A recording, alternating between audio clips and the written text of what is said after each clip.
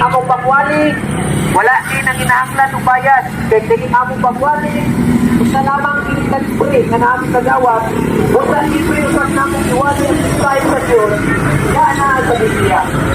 Gusto na akong ipaabot din ang kapunan mga kaigsunan, kung gusto sa Diyos na ipaabot sa matapusan na nato ang yan karon. Na sa sinungganan ngayon, ang tao, importante kayo atubangan sa Diyos. Sa sinungganan na kaigsunan, ikan pa sa pagtuwan sa tao, ang Diyos, isip na kayo ang plano niya para sa tao. Nag-ipon siya pa yung plano para sa tao, aron ang tao din palayo kaniya. Apat, ikan doon na sa inindot na plano, doon na usap sa instruction na gihatag sa iyang mga katawan o sa iyang tao, sa tao kaya hindi mo. Gantong kang adyanog, gantong kang iba.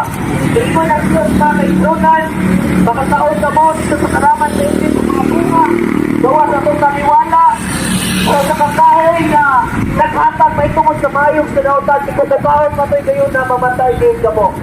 Pero sige ito sa tao, ginatakan ng instruction sa Diyos ang tao. Pero ang tao isupak sa Diyos. Ang tao mihimo o kaugalingong desisyon sa iyang kinatuhi. Na mahinungdan tungod sa usang katao ni Kailang ang sala dinis kalibutan.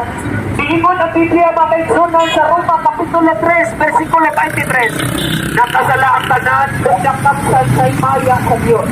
Ibig sabihin mga kapatid, ang kasalanan ni Kailang sa kalibutan tungkol sa usang katao makaigsunan.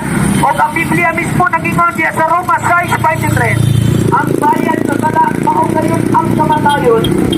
Apat, ang basa sa atong Ginoo, anak kang Jesus, sa atong Diyos o manluluwa sa mga kaigsunan.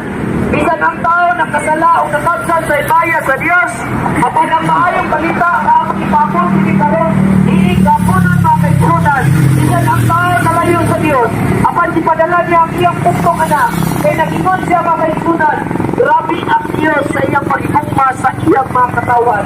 Grabe ang gugma sa Diyos sa tao. Ingon ang Biblia sa Juan Kapitulo 3, versikulo 16.